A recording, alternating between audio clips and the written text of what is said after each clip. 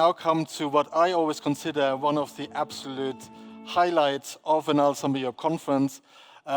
It's the involvement of people living with dementia and our carers. And if I could ask the 5 speakers of our 2 groups to come to the stage and join me here. And it's really the first time that as a group, we don't just have people with dementia having a session or carers of people with dementia having a session, but this time it was the European Working Group of People with Dementia together with the European Dementia Carers Working Group that worked together to come up with a program. And as you will see, the session is entitled 2 Voices but 1 Vision. I think it is an absolutely amazing group of people. I'm really delighted that all 4 of you are joining me here today to start this session and really start the scientific program of the day.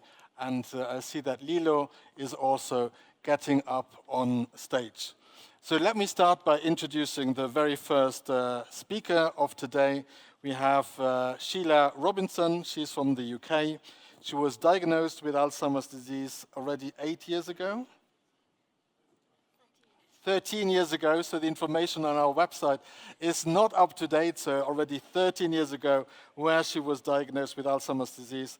But unlike other people, she was really fortunate because she was able to get a diagnosis of Alzheimer's disease really quite quickly. So that's really something that is not always the case. But she was lucky to have a GP that really listened to her. In her own words, she said that she is passionate about good support at the time of diagnosis and good end-of-life care. And then she says, and everything, of course, in between diagnosis and end-of-life care. And today, what you will be talking about is dementia and relationships, the changes that may come along the journey. Shelagh, if I can join you and welcome you to the stage. Thank you so much.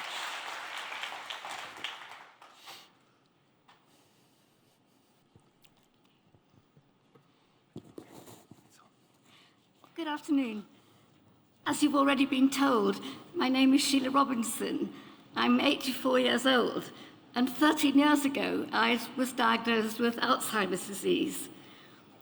My age is relevant because most dementia activists have early onset dementia, and the challenges are very different. Not better or worse, just different. This is going to be a short talk. Because I have dementia, if you give me a large space, I'm likely to take you with me along some strange paths which are not where we need to go. My brief is to talk about relationships. People who are diagnosed with a neurodegenerative disease like Alzheimer's are often advised to seek a peer support group where they can get encouragement, support, advice, and friendship.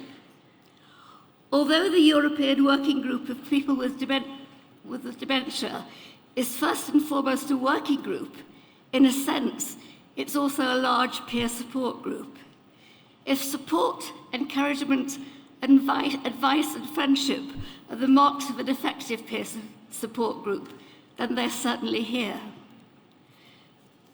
Before I was diagnosed with dementia myself, I had quite a lot of experience of dementia amongst families and friends. But experience of other people's dementia and experiencing my own are very different things. What's the saying? Oh yes, when you've met one person with dementia, you've met one person with dementia. Something that makes a huge difference is the quality of the relationships that the person living with dementia has with those around them. Are they enabling or disabling relationships? Are they respectful? Are they smothering? Are they inclusive? Does the person with dementia sit at the edge of the table or in the center of the group? If you were the person with dementia, what would you want? Ask yourself these questions and answer them honestly. My guess is that your answers could improve the nature of your understanding of a person living with dementia, and therefore the quality of your relationship. I'm here in Geneva at the instigation of Chris Roberts, whom you know very well. Beyond that, I can't quite remember how I got here, but it was something to do with Chris. Chris and his wife Jane, you don't get one without the other, and theirs is the relationship that inspires us all.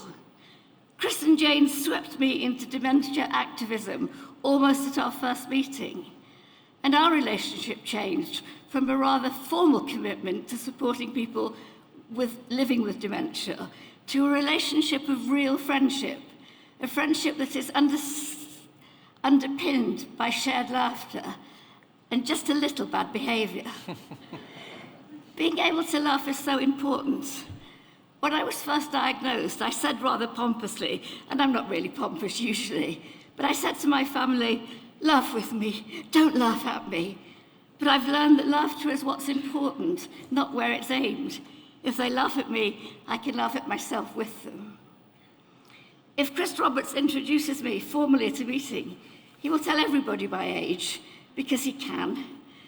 Jane will call me our Shelagh, just because she can. And of course they can, because these little teases are a mark of our friendship. I'm here in Geneva with my daughter Beth. A bit like Chris and Jane, you don't get one without the other. She is my constant support, my companion, my life laundress, my queen of daughters. Like Jane, she contributes so much to every group she takes part in, much more than a carer, and of course a great deal of laughter, and just a soupçon of bad behaviour. It's very easy to get sentimental with a group like ours and to say we're like one big happy family.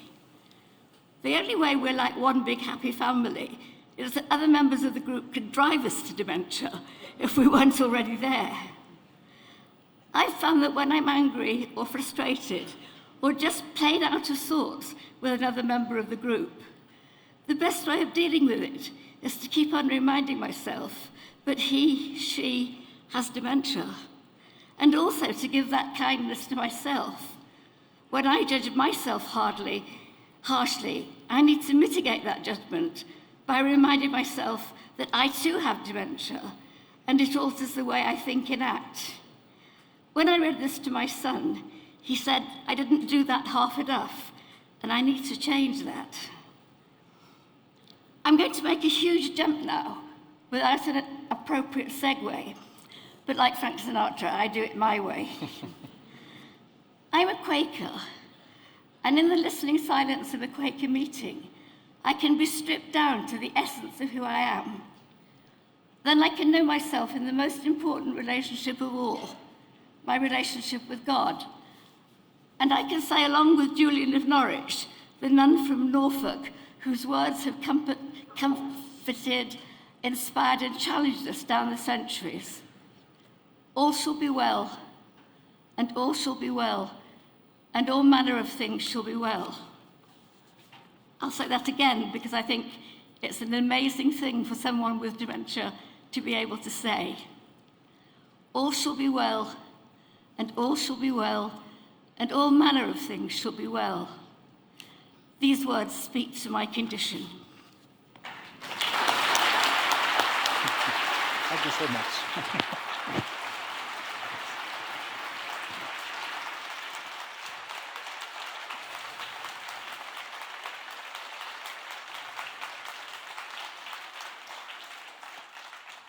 Thank you so much, Shelagh, for reminding us about the importance of relationships.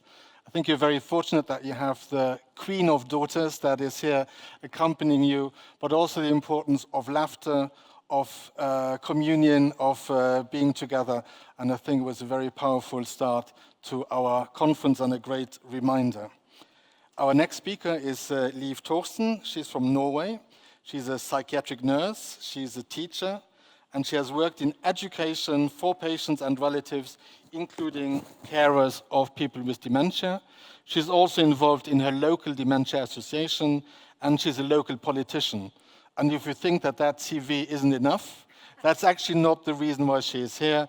But despite that impressive CV, the main reason, of course, that Liv is here is that her husband, Kjell, has received an Alzheimer's diagnosis in 2014. And for her, I think one of the important things that she would like to stress in all her presentation is that she is above all Kjell's wife and not just his carer. And she will be talking today about the power of approaching life positively. Liv, the floor is yours. Thank you. Thank you.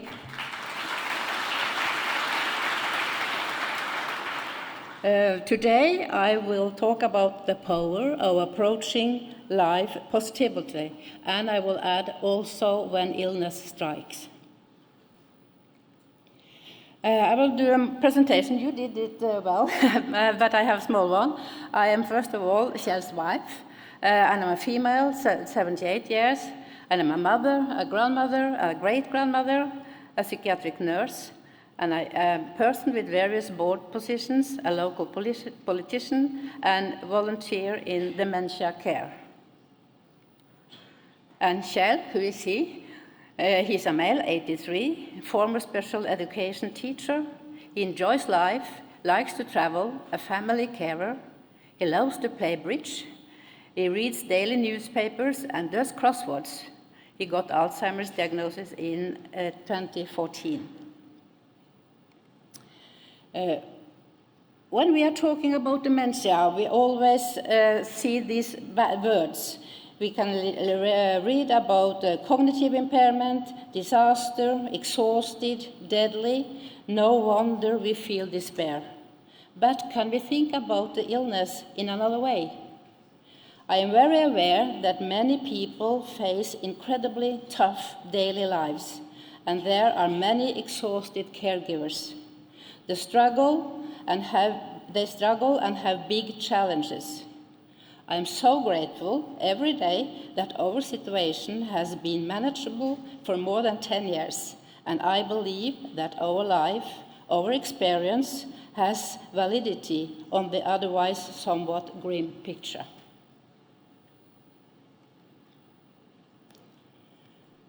A former Norwegian Minister of Health, he called Bjørn Gullvåg, he had a quote, and it says, "Good health and a good life are more than the absence of disease. It is about mastering and dealing with everyday life, also when illness and life problems hit us."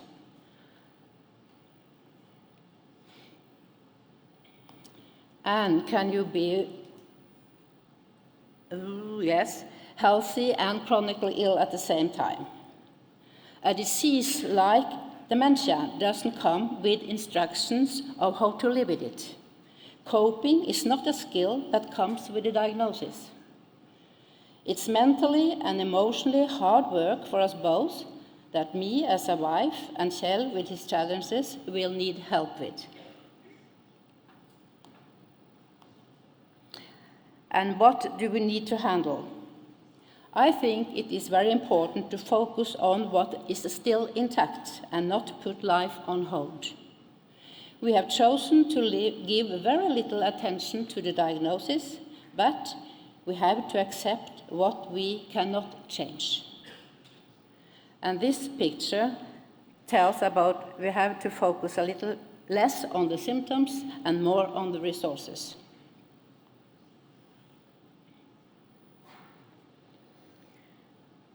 Do I have faith to my own coping skills?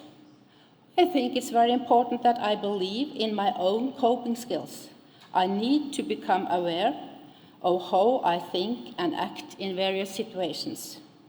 I can reflect on what is my positive and negative experience in life and how have I handled them. The things we focus on amplify, so where do we focus? Remember, we have a choice. Gaining as much knowledge as possible about the illness has been very important to me.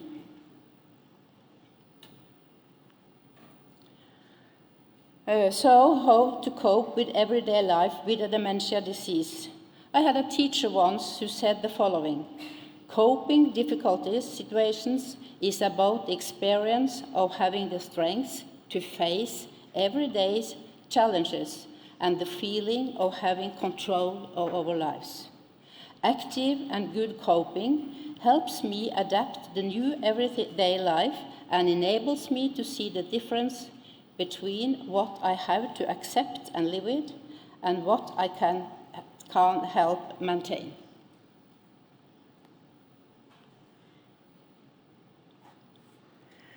But it takes time to create a new life. We must handle what does not work and pay attention on what is still healthy. It is the everyday's big and small challenges we must cope with. And how do we speak about people with a chronic illness? Do we describe them with their diagnosis, like he is demented, or he has a dementia illness? Everyone is so much more than a diagnosis. I am not the carer of a patient with dementia. I'm Kjell's wife, and he has Alzheimer's disease, and I think that makes a big difference.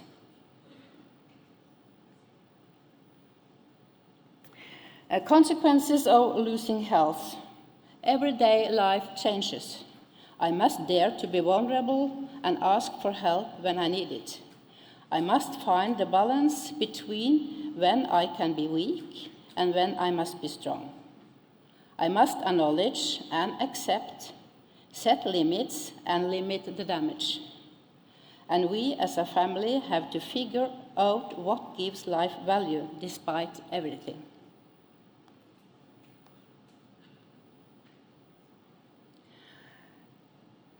As I said before, we try to focus as much as possible on the things that we still can do, while living in the uncertainty of how the future will unfold. Kjell is really good to live in the moment, and that helps us a lot. When people ask him, "How do you feel?" he says, "I'm nothing to complain about." He is subjective in experience that he's healthy, even though his short memory has completely gone. It's a waste of time to worry about things that never will happen. None of us know about the future. We can all be hit by illness, accidents, or death at any moment.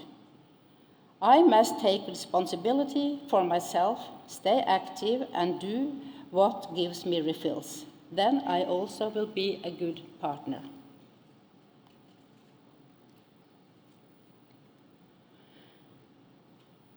And what do I believe in? How I think about Alzheimer's disease and how I act in relation to it gives us a good quality of life during our daily living. At the same time, the way we choose to live can help delay the symptoms and progression of the disease. So, my message is: be social, fill your days with good activities, pay attention to the good moments. Like this. Thank you.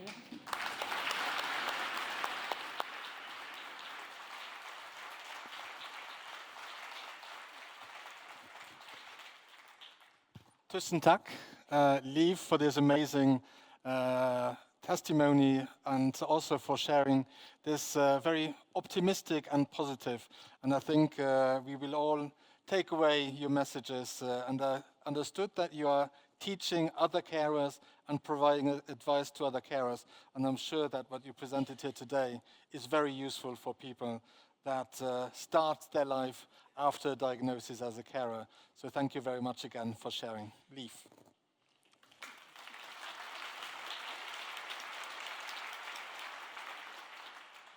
Our third speaker today is Paddy Crosbie.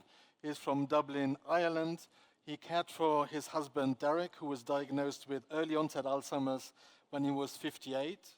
Sadly, Derek passed away in November 2021, but Paddy has been involved with the Dementia Carers Campaign Network, which is supported by the Alzheimer's Society of Ireland, ever since it was founded in 2013.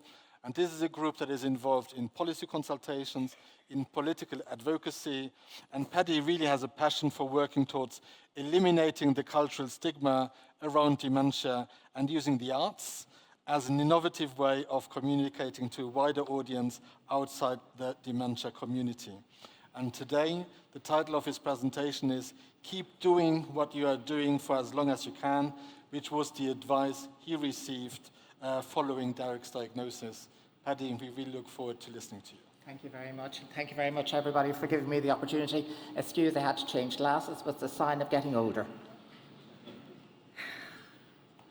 The memory of that day will stay with me for as long as I live. I can still hear those words. It's confirmed. Derek has young onset Alzheimer's disease. Everything changed in that moment. The sounds in the room became muffled as though I was listening behind a slightly open door.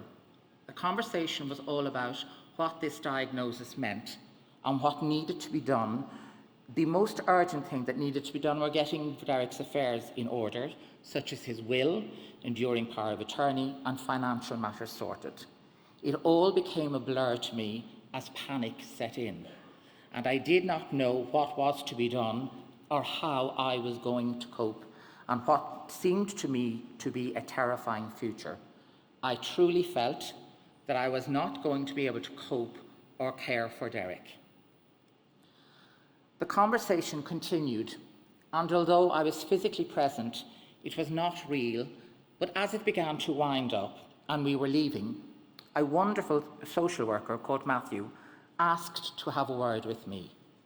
I stopped and waited with a very high level of anxiety, wondering what was next.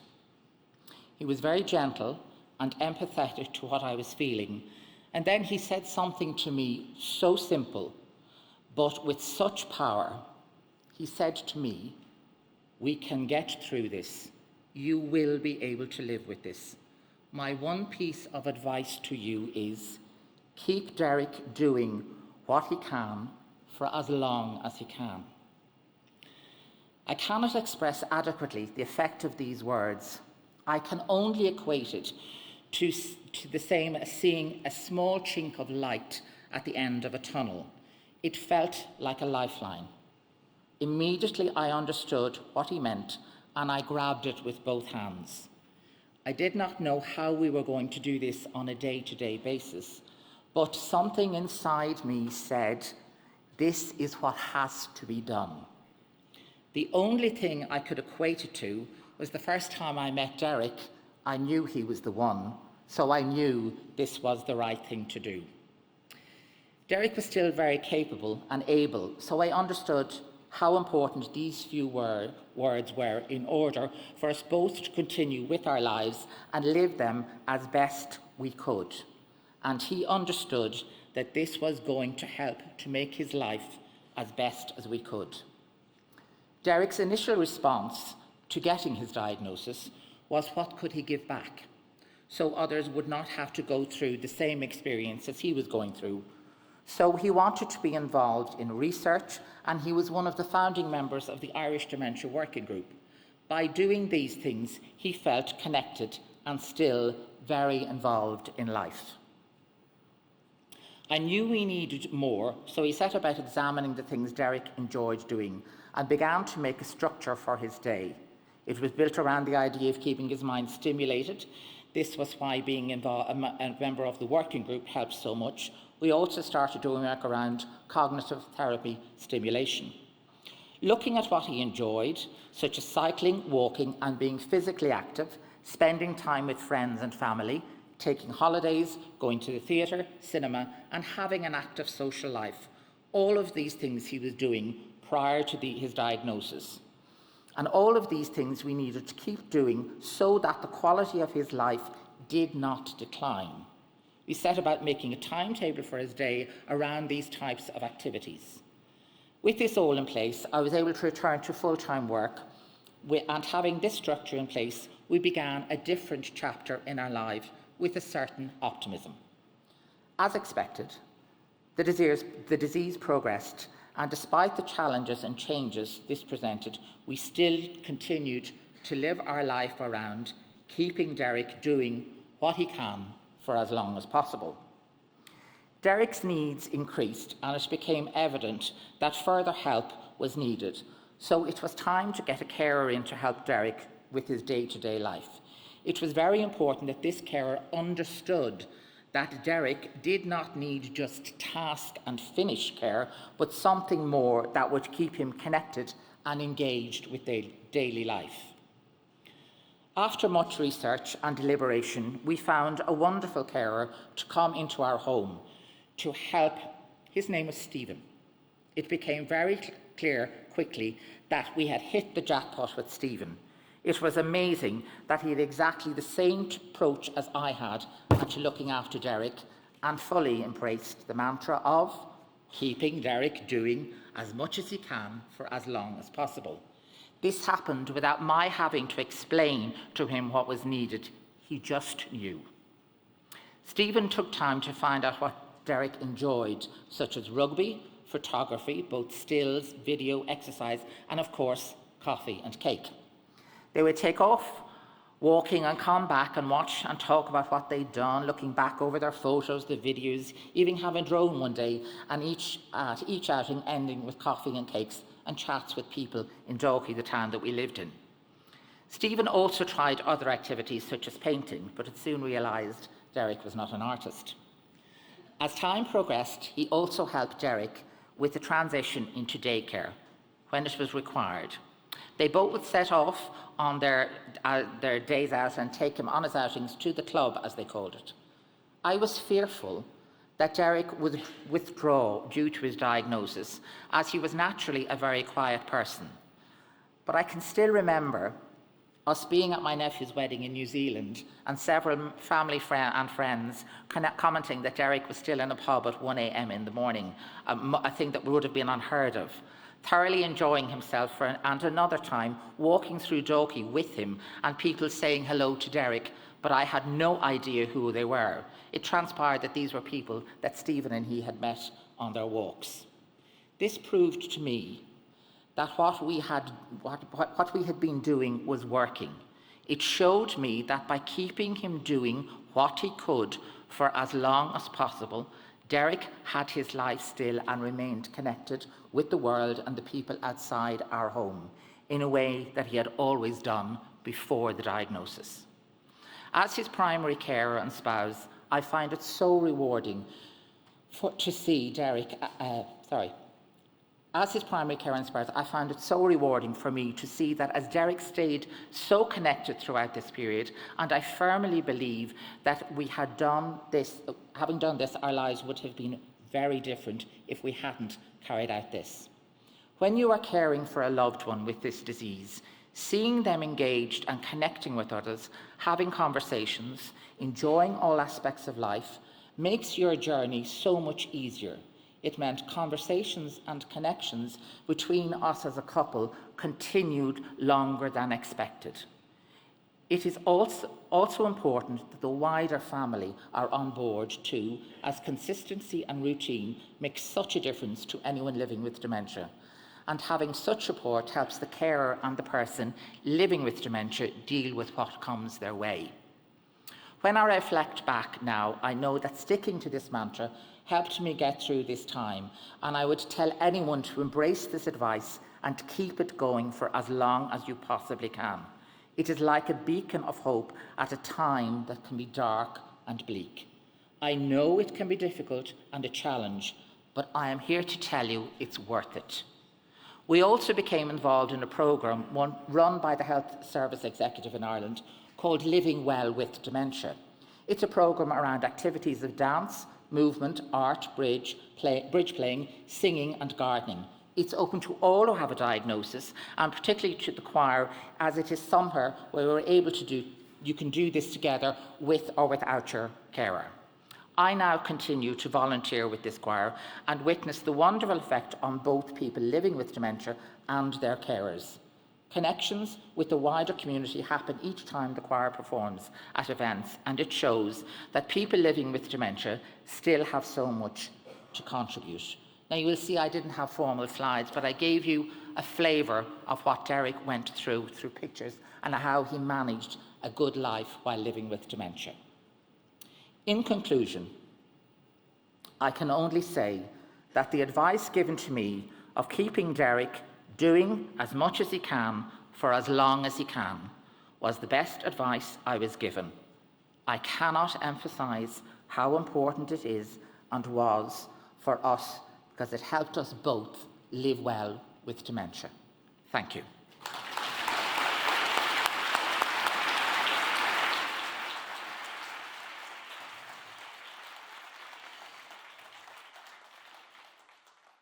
Thank you so much, Paddy, for sharing this advice. Not just receiving the advice, living by that advice, but then also be willing to share that advice with another group of people.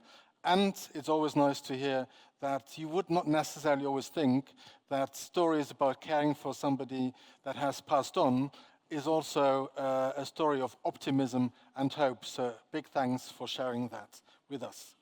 And our fourth speaker here today is Lieselotte Klotz. Oh. I think she's better known as Lilo, but her former name is Lieselotte Klotz. But she's definitely better known as Lilo. She's our fourth speaker in this really impactful plenary session already. She is 62 years old, and according to her biography on our website, she is a wife, she's a mother, she's a daughter, she's a sister, she's an aunt, she's a friend, and she's a passionate sailor. But she's not necessarily here for all of those reasons, but of course she's here today because she was diagnosed with Lewy body dementia in April 2017 when she was 57, and at that time she was still working full-time as a managing director and strategic manager in IT. And after her diagnosis, she had to stop her work, but she says herself, where one door closes, another one opens, and she's now volunteering in the Alzheimer's Society Berlin. She's a member of the advisory board of the German Alzheimer's Association, and she's the vice chairperson of the European Working Group of People with Dementia. Lilo, she will be talking here today about independence, hope, and courage, and her journey to a self-determined life with dementia. We very much look forward to listening to you. Thank you so much, Sean, for introducing myself. Yes, hello again. Good afternoon, Geneva. Are you awake? I hope so. Here I comes.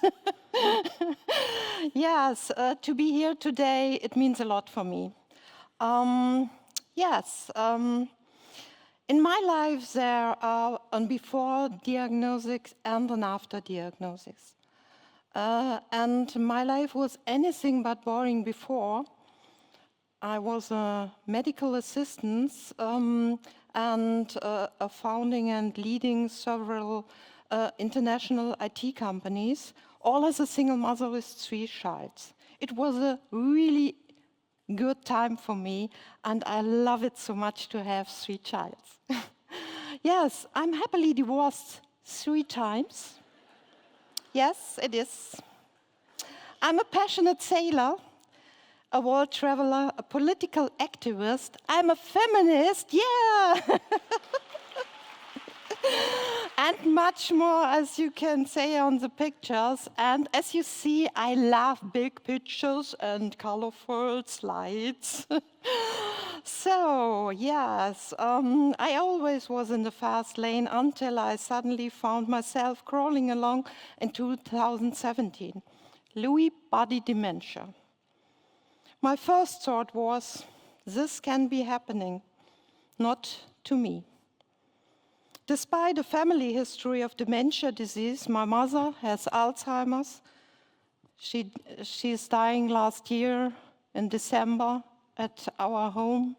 We are caregivers for her at home. My cousin has Parkinson, but this was not a part of my life plan. In the first 2 or 3 years, I couldn't accept it. I tried to suppress the symptoms down. Something I realize today is neither good nor healthy. It don't help I lost a lot, my career, my social and my financial status, and many, many of my old contacts, especially in the area of business. The old friends staying near to me, but in the business, they're all gone. Last year, but the most painful loss was the gradual disappearance of part of myself. Last year, my daughter Jill, she's my eldest daughter, summed it up perfectly. She lives in Tokyo, and we only see us once a year outside the digital world. Every year I lose my mother all over again, the one I once knew. We had so much planned together. These words are very hard for me. But it is what it is. Radical acceptance is my life motto. People often ask me, how is it? How does it feel like having Lewy body dementia? The name, very strong. My brain is a chaotic desk on which someone is constantly rearranged the piles of papers. Every day, again and again and again. My world is like some kind of puzzle, a puzzle where the pieces no longer fit together quite right.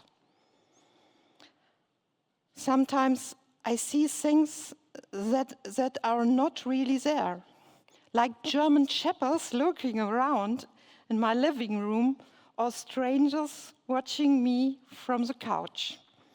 I can tell you from my own experience, it can be quite confusing, but only sometimes. I have no fear. Hallucinations are like unexpected guests. You never know who will drop by and how long they will stay. And they don't have fixed working hours either. They come and they go as they please. My gain has its own unique characteristics. It looks sometimes like I'm stumbling around in my old invisible high heels, like woo, going round. Sometimes the ground surprised me. It's come up and down. Or I make a dance step, and I called it sometimes my new signature move. And what's about coordination? It feels like my body and my brain are not playing in the same team, and not at the same time either. It's constant exercising in patience and self-compassion, but sometimes it's always a reason to laugh for me when I have another slapstick moment.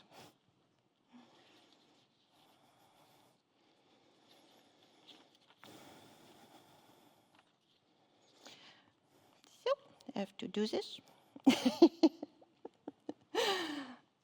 So, we, the people affected, and our families are well aware that we are all in really stormy waters.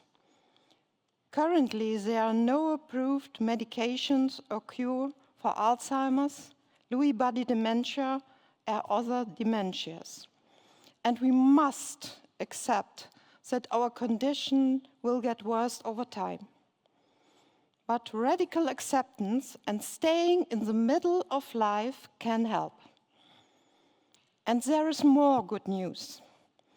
A good and individual combination of social, mental, and physical activities in combination with select person-centered medication can slow down the progression of the disease, improve quality of life, and maintain enjoyment of life. I'm a really good example for the thesis. You can look at me, I'm here. After my diagnosis in 2017, nobody would have thought that I would come this far in my life with Lewy body dementia. Not even me. And now I'm here in Geneva, near to you. My 3 fellow sailors in these days are independent. 2 minutes left. Oh, okay. Independent for me, it's closely like to maintenance my self-respect and staying engaged in my own lady life. I don't just to be a passive person. I want to remain an active part of my own life as long as possible. Hope means the confidence that despite the challenges in my daily life, many things are still possible. Whether it's about rediscovering things, recognizing things, enjoying life, cultivating relationships, or simply having a good laugh again. Hopes give me the feeling that I'm not alone, that my personality is still respected, and that support helps me to lead a dignified and fulfilling life. And courage means for me continue to take an active part in life, despite challenges like here in Geneva to do on the stage. To do this, I need courage to take risk, even if I forget a lot or make mistakes. It means also getting involved in new and unknown situations, appreciating small moments of happiness, and staying active instead of letting my illness limit me. Courage also enables the willingness to continue to reach out to others and maintain relationships.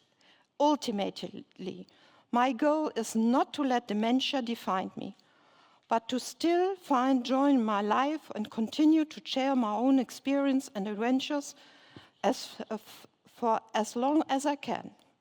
Yes, living with Lewy body dementia is, as my son Carl once said, quite annoying.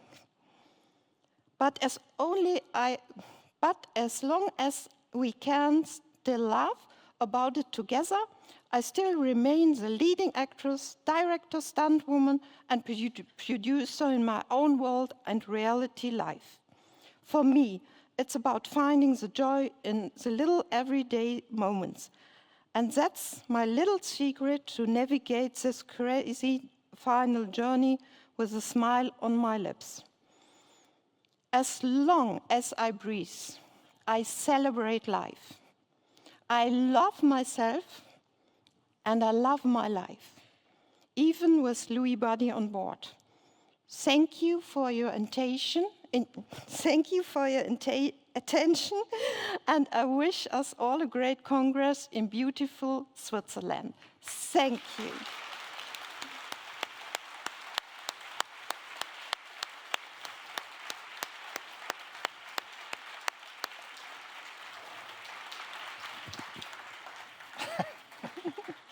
Thank you so much, Lieselotte. Have a good time. I think Shelagh, in her first presentation, talked about if you've met one person with dementia, you have met one person with dementia. I think Lilo just reminded us that not all dementias are Alzheimer's disease, but I think we can all agree on that we've just met 2 fantastic people with dementia with very different life stories, but important lessons to share with the rest of the community. So really, thanks so much for sharing and doing all the work that you do. And to close off this fantastic session, we have our last speaker. It's Trevor Salomon. He is from the UK. He is the current chairperson of the European Dementia Carers Working Group. And he had a career as an international marketer in business software, and he chose to step down from his role in 2011 when it became evident that he needed to devote time to his wife Yvonne and her emerging memory problems, which were eventually diagnosed as young onset Alzheimer's disease when she was 57 years old. With Yvonne in a care home since 2019, Trevor now supports other carers and always with a positive, decisive outlook on life at least according to him. And reflecting on his wife's work life after her diagnosis, your presentation is entitled, Humanity Comes Not from Rules, but from the Heart. Trevor, we really look forward to listening to you as well.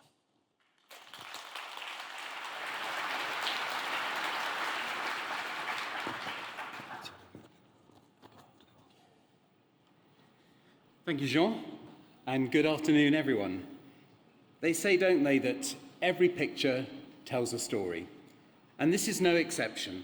This is my happy family, a picture taken in our garden in the summer of 2019. The kids, me, and my wife Yvonne, who at the time of this picture was 53 years old. 1 week later, just 1 week later, our world was turned upside down by a mere 6 words uttered by Yvonne. We were sitting around the table having Sunday lunch, talking about what we'd done as a family the previous day. We'd actually been to the seaside a day out from London. Yvonne was very quiet, strangely quiet, until she joined in the conversation with this question: why didn't I come with you? The kids thought this was Mum being her normal jokey self, but she wasn't joking. She had no recollection of the previous 24 hours of her life or our life. For me, this was very scary. And actually, it was scarily déjà vu, because my father was diagnosed with Alzheimer's in 1997, and his began exactly the same way. A condition I later learnt was known as transient global amnesia, a sudden loss of memory.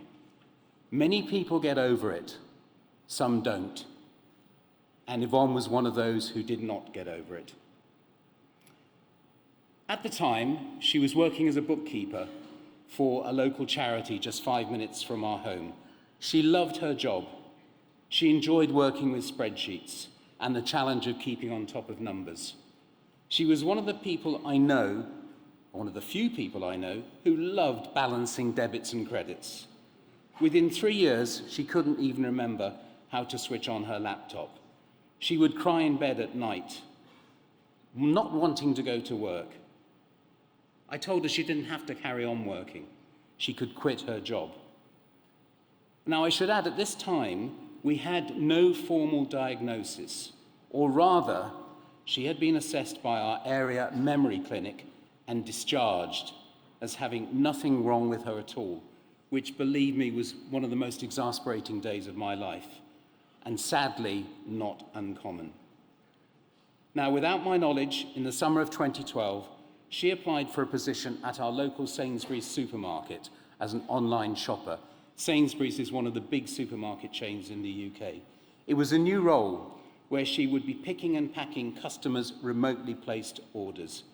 She described it as a job with no real responsibilities, but she hadn't appreciated she would need to use a handheld computer to do the job.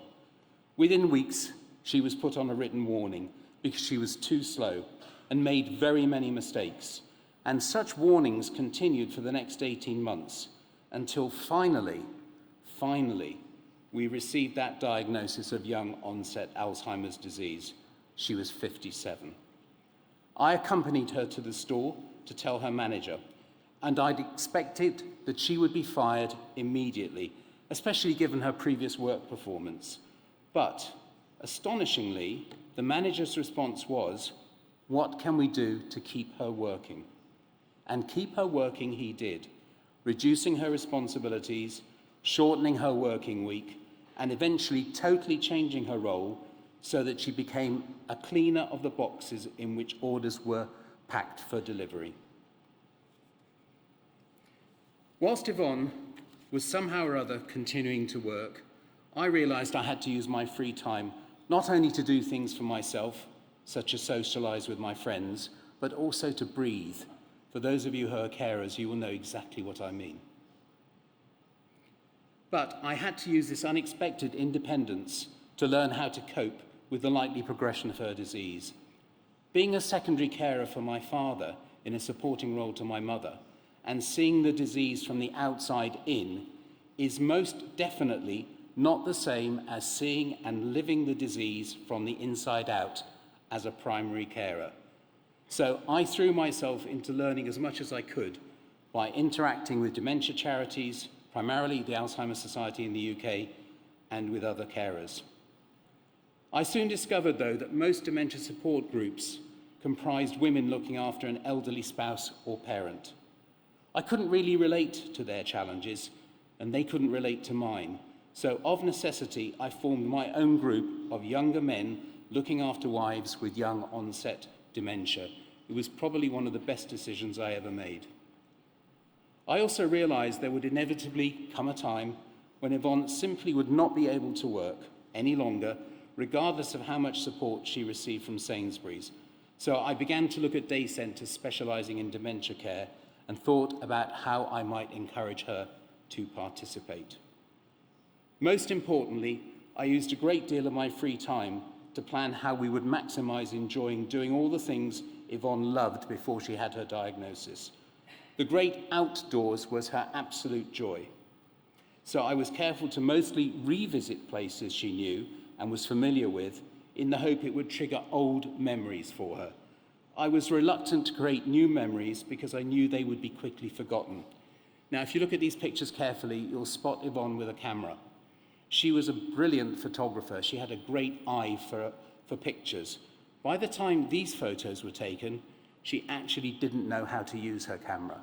But I encouraged her to take it on outings, and when we got home, I removed the SD card from her camera, put it in the laptop, and showed her, by using my SD card, that the pictures she'd taken were really good. They were my pictures, but I learnt something very important from that: therapeutic lying.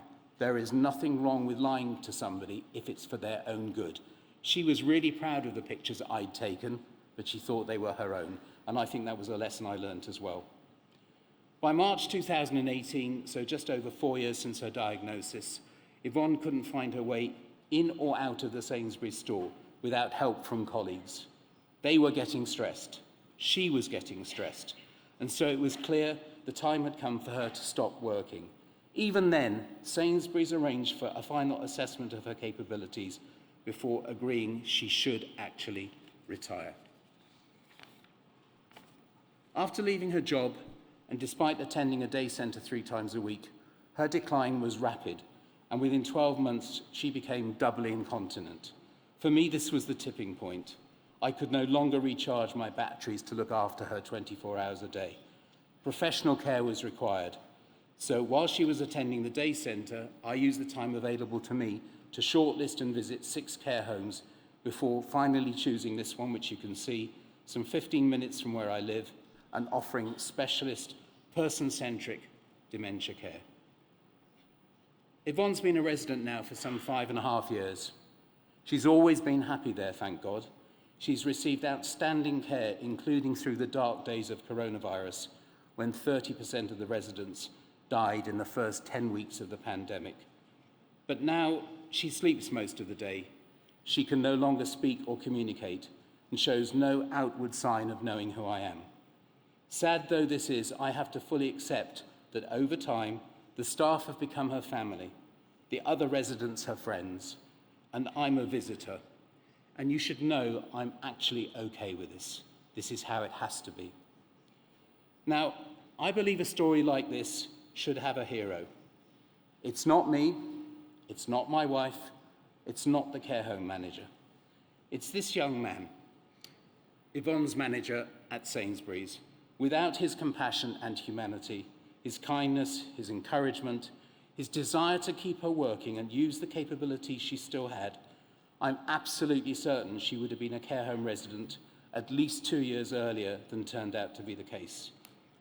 I will forever be so very grateful to him for the independence he didn't realise he'd given me during the 4 years he supported Yvonne to work following her diagnosis.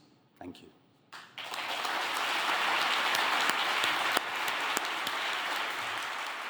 Thanks so much, Shelagh.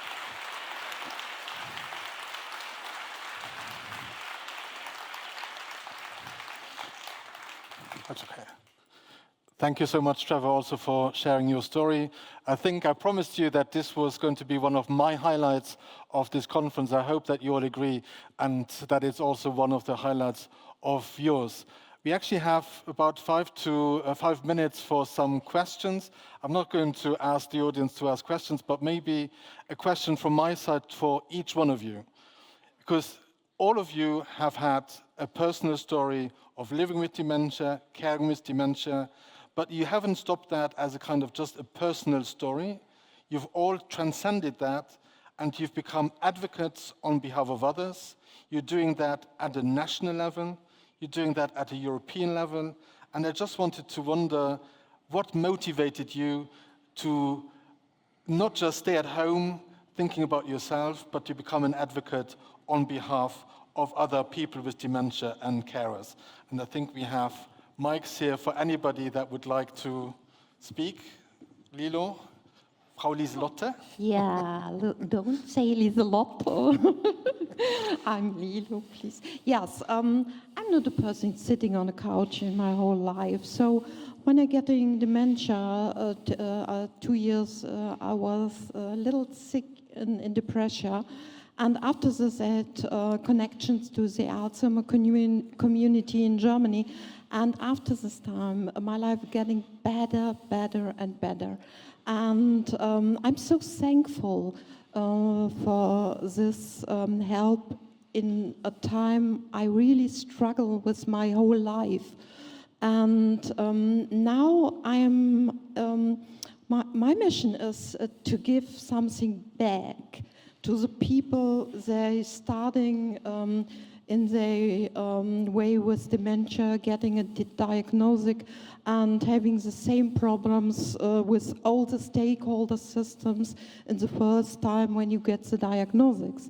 And for me, it's to getting back a little respect of the world around me, having a lot of fun in my life, to being together with all these people in the Alzheimer community and also in the DZNE in Germany. It's really, it's a lovely company organization in researching, and I love to be there. I don't want to be only at home. As long as I can, I want to be on stage and in the middle of my life. Yeah. Thank you, Lilo. Paddy? I think I said it in my speech. Derek's first words after getting his diagnosis was, "What can I give back?" And it has inspired me all the way along. And I think by doing this, it's fulfilling his legacy. And it's a wonderful thing to be able to help anybody else who is going through something. You've experienced it. If you can share anything and help anyone in the journey, surely that's a wonderful thing to be able to do. Liv?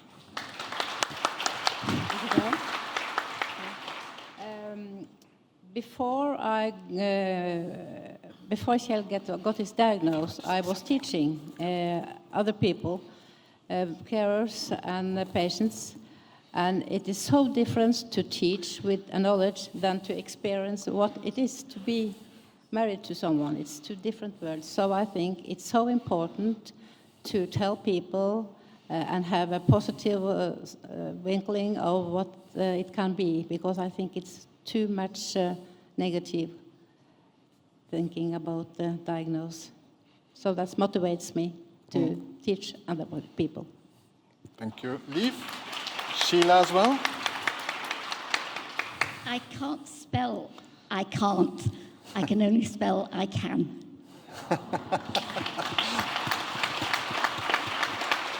Trevor? Well, mine's a bit different in some respects, because when Yvonne stopped working, I wrote to her manager and the head of Sainsbury's HR to say, thank you, big time thank you. My son decided he would tweet, now X of course, the family's thanks, and so he used Twitter. And what we didn't know was that this story about an employer keeping someone working was unique. So within a month, his tweet had been seen by, I've got to get this right, 2.5 million people globally. And all of a sudden, we had the press in the house, we had cameras, we had the charities, and I thought, I need to use my voice as a force for good to show what people can do if an employer is willing to support them.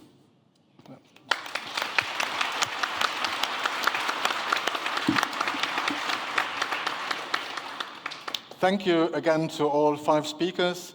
I think the importance of storytelling is something incredible. I think stories can really change how we perceive a disease, the perceptions that we have, the misconceptions that a lot of us may have about dementia, but also about caring for somebody with dementia.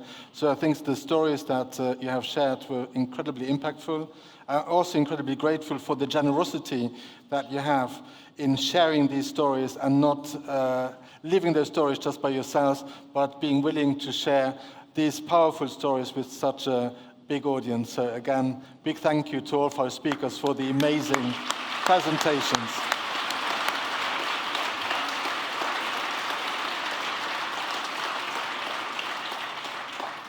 And maybe just to add to all the fantastic stories that we have been listening to, for Alzheimer Europe as well, we have been collaborating with FPA, which is the European Federation of Pharmaceutical Industries and Associations, because we really believe that these stories can be incredibly impactful about, as I mentioned, changing misconceptions about the disease.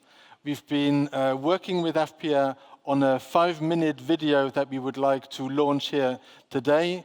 The video is entitled Chris's Story. You can imagine which Chris it is, because Sheila already mentioned Chris. Chris Roberts, the chairperson, or the former chairperson of our European Working Group of People with Dementia. And again, I think that video will fit very well with all the previous stories that you've heard. And I hope you enjoy the video as much as you've enjoyed all the very powerful presentations from this amazing group of people. If you can have Chris's story, that would be great.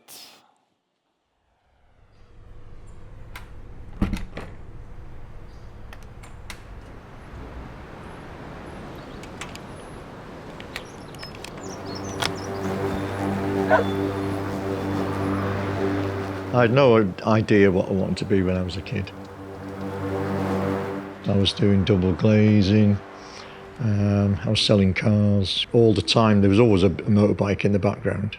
I'd always liked motorbikes. And I went from there to setting up my own shop. And that was my absolutely dream job. Loved it. Loved it. When I did eventually close the shop, we didn't know then, but I was making bad decisions that were totally out of character. And they reckon it can start at least 10 to 20 years before it's really noticeable. I was 50, and we didn't even think it could happen to younger people.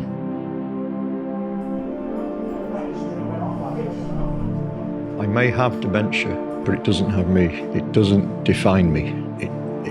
You know, I'm living with it. You know you're having problems.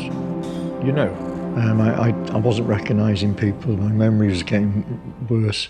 My family noticed things pre-diagnosis, like anger issues, but I think I had anger issues because I was so frustrated with little things that I didn't understand why they were going on, such as I'd go out for a walk and I'd turn the corner and not know where I was. When I was first diagnosed, I actually felt relieved.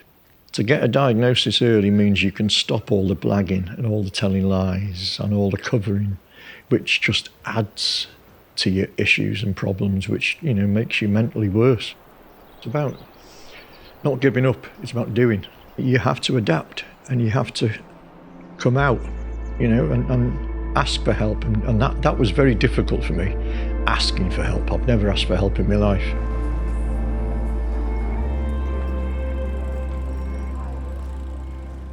Have a conversation about it with everyone around you. Be honest. And the more people you tell, the more people can help you.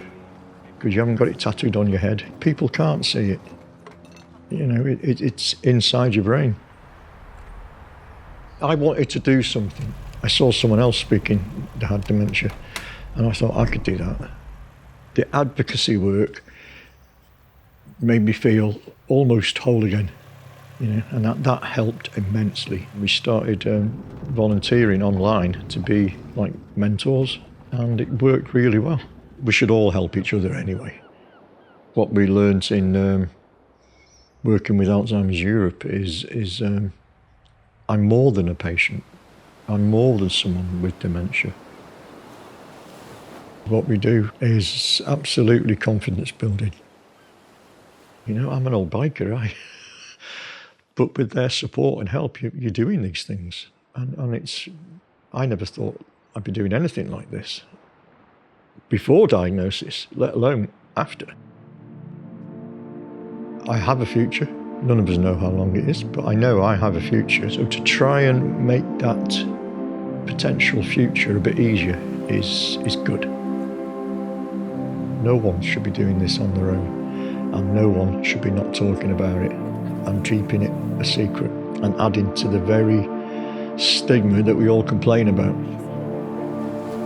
It's that dark space under the bed when you're a kid that you would run and leap on the bed because you didn't know what was under there. But having knowledge is shining a torch in that dark space, and it makes it bearable.